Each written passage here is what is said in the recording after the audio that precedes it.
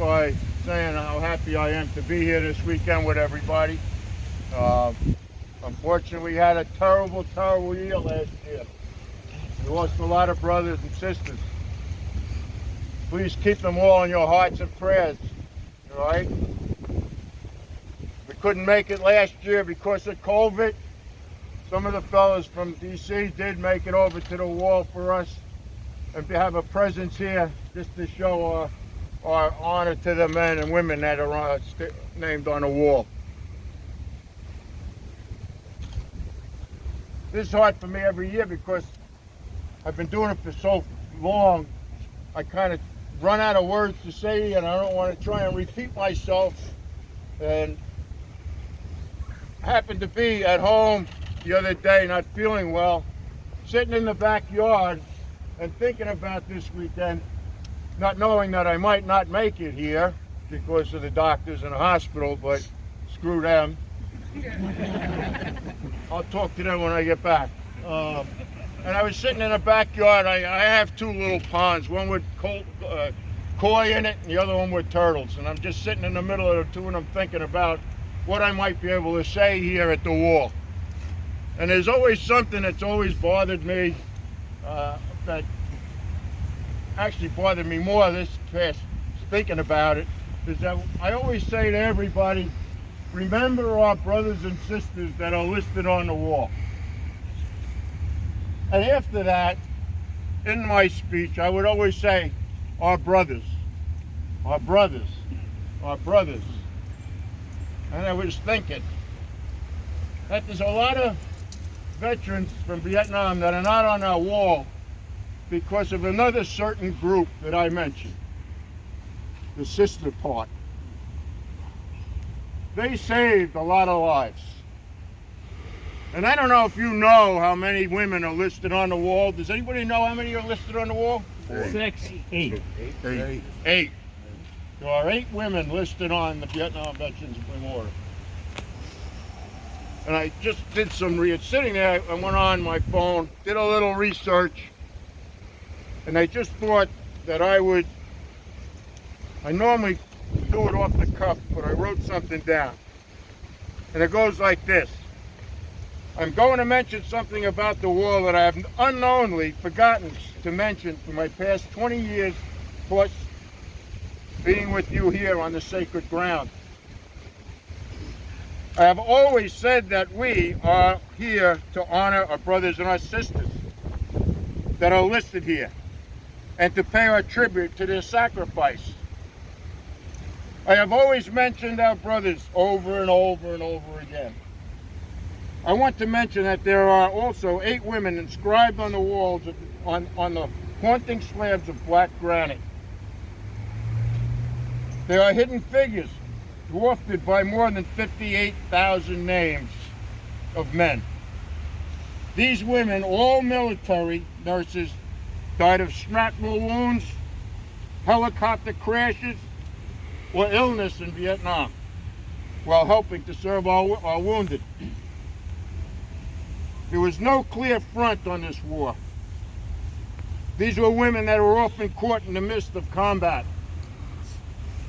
Yet, contributions of these 8 women and the approximately 11,000 other American women who were in the war as medical personnel and support staff between 1956 and 1975. Has only been an untold story. All of the names on the wall were meant to be honored about the reality of war, about the loss of life in war, about the remembering of those served and especially those who died.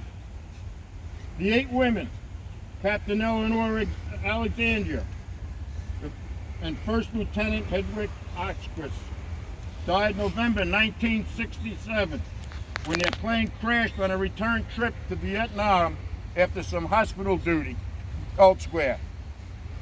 Second Lieutenant Pamela Donovan died from the illness on July 1968 in An Quan, and did Lieutenant Colonel Amy Graham a month later.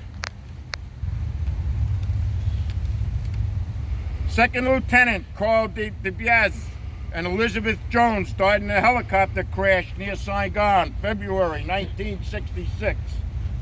Captain Mary Teresa Klink died alongside 138 other people in the infamous baby lift crash in April of 1975 while evacuating the Vietnamese children out of the country. First Lieutenant Sharon Lane was killed by a rocket explosion on June 8, 1969, less than 10 weeks after she arrived in Vietnam. These are just a few of the women that served and helped our American soldiers. Saved many and plenty of lives, I'm sure. And it makes me feel good today that I finally was able to honor them alongside our brothers that fought and died in Vietnam. It's totally a shame that war has to take so many tragedy turns in life, not only to men, but in women. You have to understand they left families behind too, just like the men did. So, for me, I'm glad that I had the sense and the ability to tell you all about these women, and thank you so much for listening to me.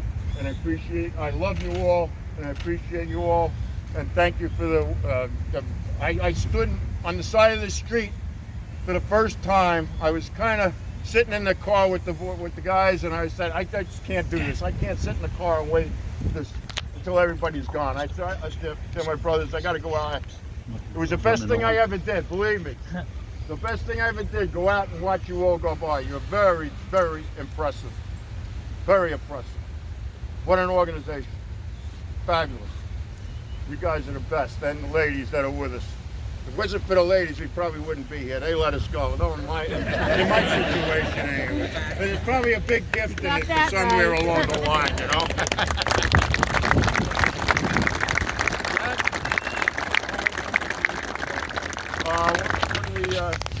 Dennis is going to call us to attention. Okay. Dennis? Night, tonight, present, home.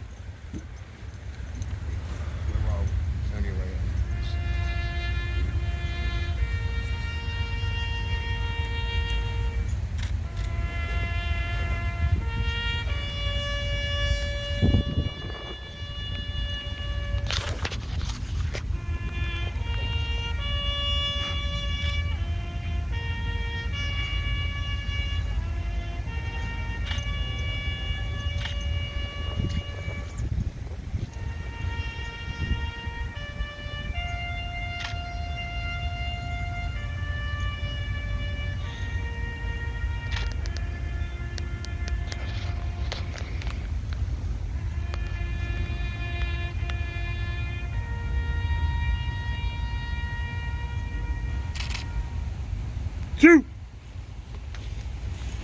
How long would it be?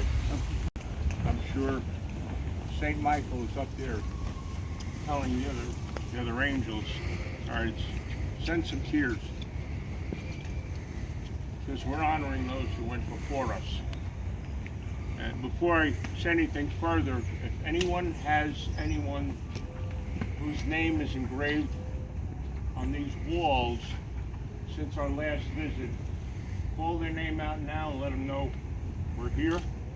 Anybody? Bobby Houghton. Kyle Owen. Stephen Mahale. Amy Caprio and Corporal Keith Hecook. That it? Timoshenko. All right. They know we're here and they're listening.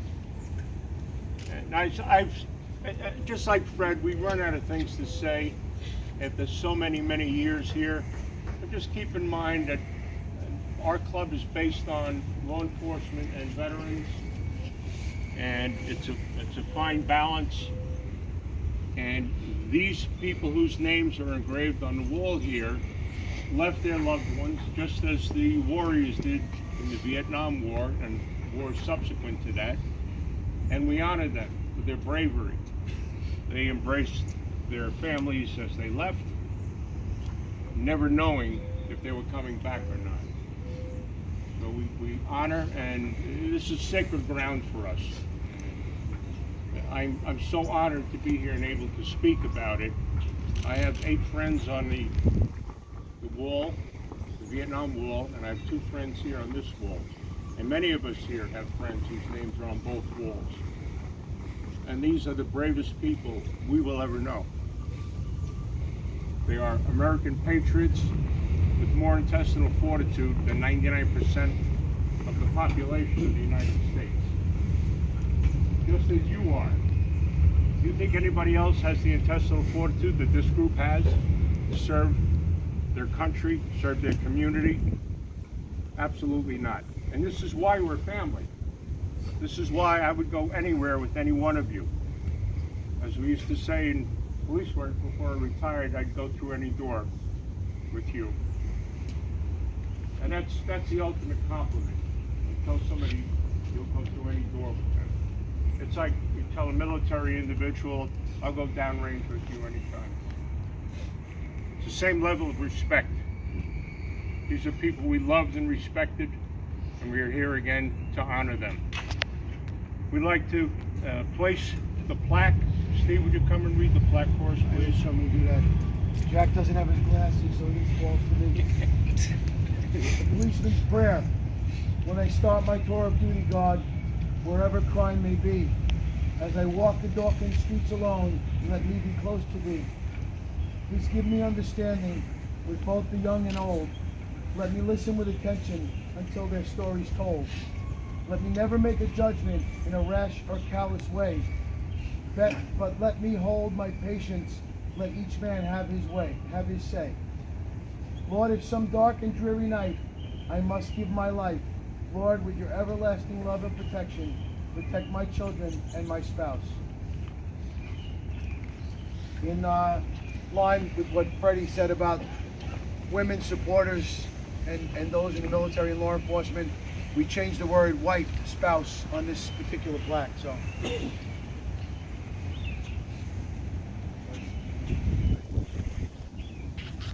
Good night. Stand up. Present. Huh.